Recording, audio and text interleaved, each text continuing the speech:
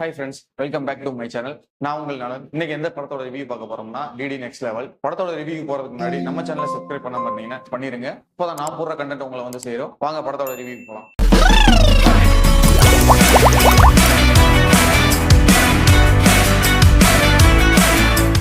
DD next level 2025 release ஆகிற horror comedy drama movie. இந்த படத்துல சந்தானம், கௌதம் மேனன், செல்வராகவன், ரெடின் கிங்ஸ்லி, மொட்டா ராஜேந்திரன் நிறைய பேர் நடிச்சிருக்காங்க. படத்தோட ஸ்டோரி என்னன்னா, கதையோட ஹீரோ சந்தானம் வந்து ஒரு பிசா 47 மூவி ரிவ்யூ பண்றாரு. இவங்க மூவி ரிவ்யூ பண்றத பார்த்து பிடிக்காம ஒரு பேய் இவங்களை பழிவங்க இருக்காங்க. மூவி ரிவ்யூ பண்றவங்களுக்கு எல்லாம் ஒரு இன்விடேஷன் அனுப்புது. அதுல சந்தானத்துக்கும் ஒரு இன்விடேஷன் போகுது. இந்த மாதிரி பிரசன்ஸ் ஓட்டுறோம், நீங்க வாங்க அப்படின்னு சொல்லி ஒரு இன்விடேஷன் அனுப்புது. அதை பார்த்துட்டு சந்தானம் ஒரு ஃபேமிலியோட ஷோ பார்க்க போறாங்க. அங்க போய் இவங்க அந்த தியேட்டர்ல போய் மாட்டிக்கிட்டு அதுல இருந்து தன்னோட ஃபேமிலியை காப்பாத்தினாரா இல்லையான்றதுதான் படத்தோட கதையே. இந்த படத்துல வந்து காமெடி வந்து அந்த அளவுக்கு பெருசா எதுவும் ஒர்க் அவுட் ஆகல அப்படின்னு தான் சொல்லணும். ஏன்னா இதுக்கு முன்னாடி இந்த டிடி படம் வந்து நாங்க எதிர்பார்த்து போனது சரி என்னதான் இருக்க போது கதையில அப்படின்ற நினைச்சுதான் போனோம். ஆனா படம் வந்து ஓரளவு காமெடி ஒர்க் அவுட் ஆகி அந்த படம் வேற லெவல்ல இருந்துச்சு. ஸோ அதை கம்பேர் பண்ணும்போது இந்த படம் ஒண்ணுமே இல்லைன்னு தான் சொல்ல முடியும். ஏன்னா ஃபேமிலி ஆடிந்தா ஒரு குழந்தைகளுக்கு ஏற்ற படமா தான் இது இருக்கு. சினிமா தெரிஞ்சவங்களுக்கு இந்த படம் ஓகே இப்படிதான் ஒர்க் அவுட் ஆகும் அப்படின்னு சொல்லலாம். சினிமா தெரியாதவங்களுக்கு இந்த படம் பிடிக்காது.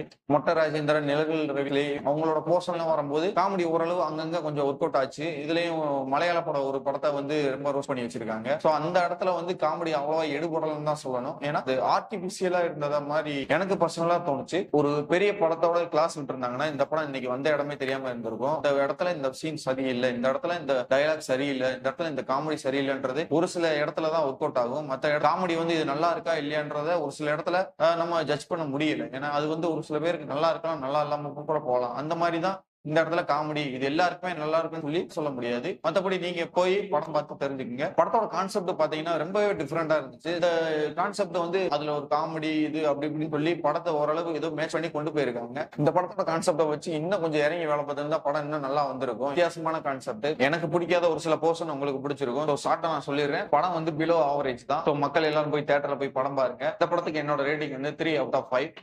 தொடர்ந்து நம்ம சேனல் அடுத்த படங்கள் அப்டேட் பண்ணிக்கிட்டே வருவோம். Thank you, bye bye.